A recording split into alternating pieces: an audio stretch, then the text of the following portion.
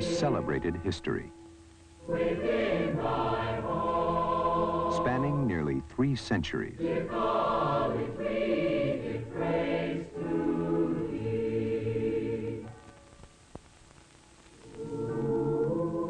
A proud and honored heritage.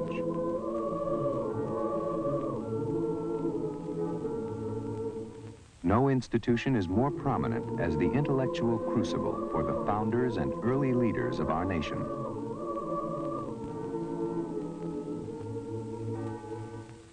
Our hearts are with thee, dear William and Mary, however far we stray. Our noble college, hear us now. The children sing to thee today.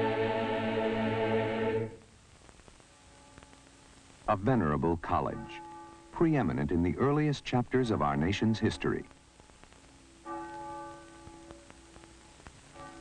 For nearly 300 years, an unwavering commitment to the value of study in the liberal arts and sciences.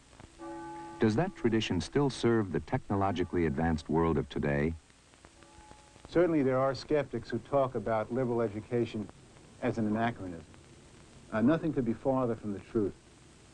As a practical matter today, we need more liberal education, not less.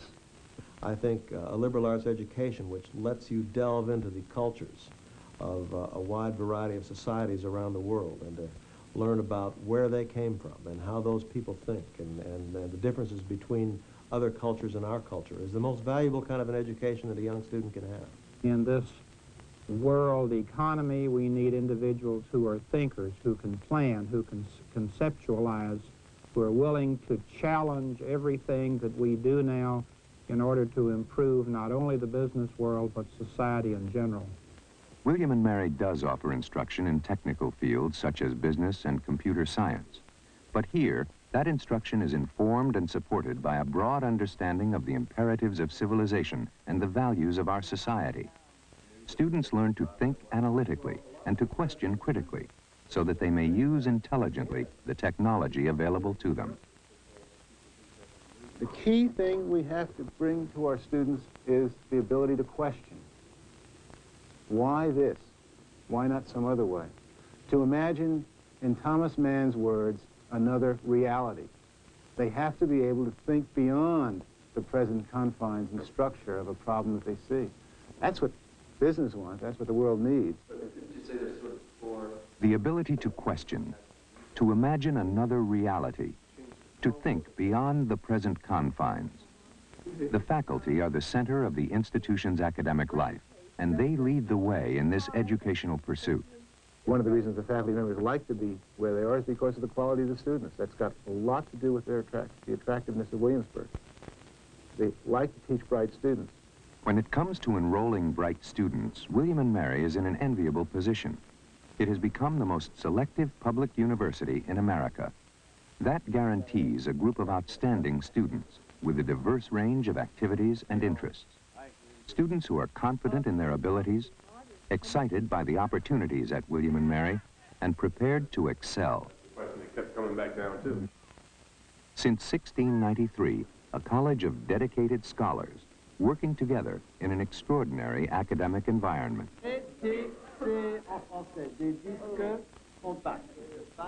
On this foundation has evolved a modern university, shaping its vision carefully. We don't want to be a school that does everything for everybody. We can't be. We would be foolish to try that.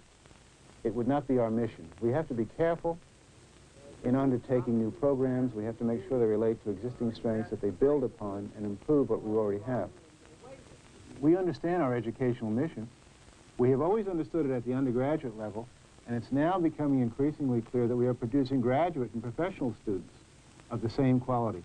William and Mary is justly proud of its demonstrated strengths at the undergraduate level.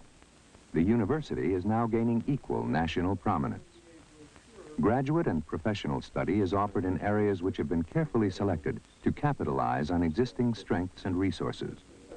The Marshall Wythe School of Law, the oldest in the country, the schools of business and education, computer science, psychology, and international studies, and taking full advantage of proximate resources such as Colonial Williamsburg, the Chesapeake Bay, and the NASA Langley Research Center, important programs in American studies, estuarine research and conservation, and particle physics. These programs and others serve business and government through applied research and by helping to shape public policy. A profile emerges, an institution of moderate size with a continued commitment to teaching and research and to qualitative growth, an institution with the size and intimacy of a college and the scope and resources of a university, a model institution. We think it's the right mix. We think it's the right size to manage, and we think it's the right place to create a learning environment that will be envied. Creating a model for others to emulate, a learning environment to be envied, with the faculty at the center of academic life, teaching bright students. In following these traditions and pursuing these goals, the basic educational needs of the college are met by state support. But we have needs beyond that. Indeed, we talked at the outset about questions of excellence and quality to make this institution the best of its kind in the country. We can't expect the Commonwealth of Virginia, with all the demands placed on the budget, to project us to that level.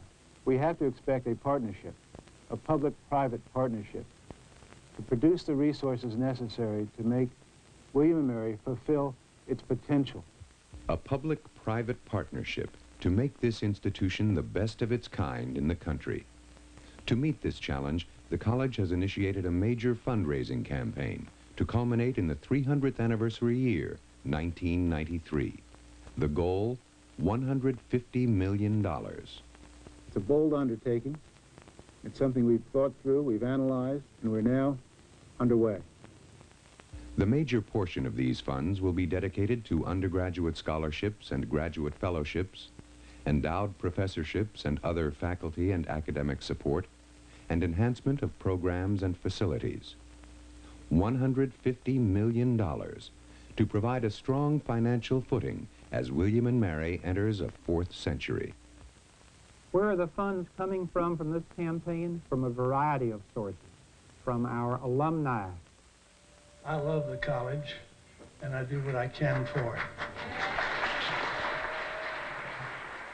From our supporters who know about the value of a liberal arts education. Obviously, we're very dependent upon institutions and major gifts to this campaign to make it a success. It's really the individual that's going to make this campaign a success. We need volunteers. We need people to help. We need people to spread the word around in the United States, in Virginia, and indeed throughout the world. And the more of these people we can get, the more successful this campaign is going to be. There's a lot to do and not that much time to do it in. If we work together, if we really take it on as the major responsibility, we'll succeed together.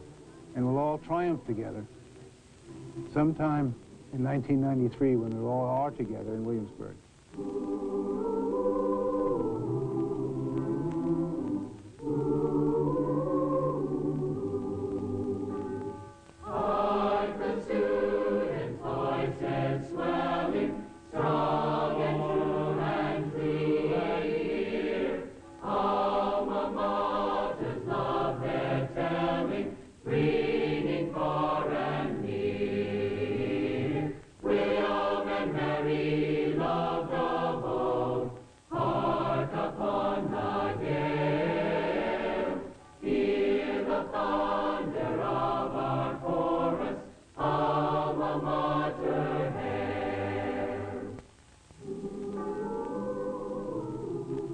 The bell marks the hour. It has measured days and weeks and seasons, year after year, through the centuries. It rings with our heritage. It also rings for future generations and calls us now to join together to meet the challenge of excellence across the centuries to come.